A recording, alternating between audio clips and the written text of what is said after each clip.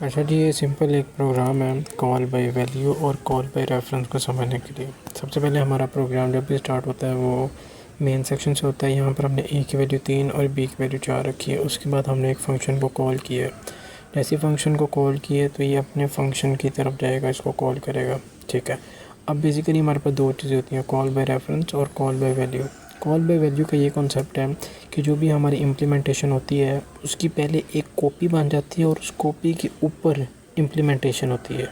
हमारी जो actual value है उसके ऊपर इम्प्लीमेंटेशन नहीं होगी। फॉर एग्ज़ाम्पल a=3, यहाँ पे देखें ये एक एम्परसेंड साइन है। बेसिकली ये इस चीज़ को डिनोट करता है कि ये कॉल बाय रेफरेंस है। ठीक है, तो यहाँ पर a=3 आया। ठीक है, अब उसने वैल्यू क्या परफॉर्म कर रही है, देखिए हमारा पहला पैरामीटर a था, तो यहाँ पर जो हमारा यहाँ पर भी पहला पैरामीटर होगा तो a उसके साथ रिप्लेस हो जाएगा। अब यहाँ पर डायरेक्ट आए हैं a की वैल्यू मतलब 3 आ गई। 3 + = 3 + 5। बेसिकली इसको हम ऐसे भी लिख सकते हैं x = x + 5।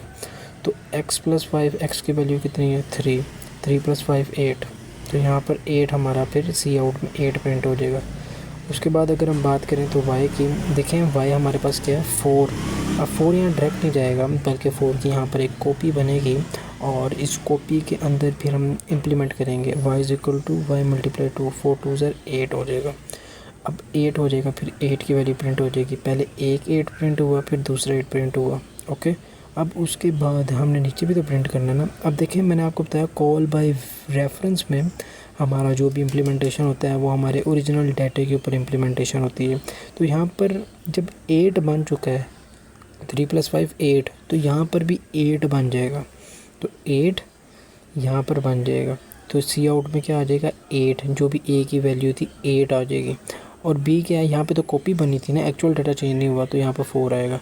तो इसका मतलब क्या, एक दफ़ा 8 यहाँ से आ गया, एक दफ़ा 8 यहाँ से आ गया। ठीक है, फिर a की वैल्यू भी तो चेंज होगी क्योंकि ये कॉल बाय रेफरेंस है।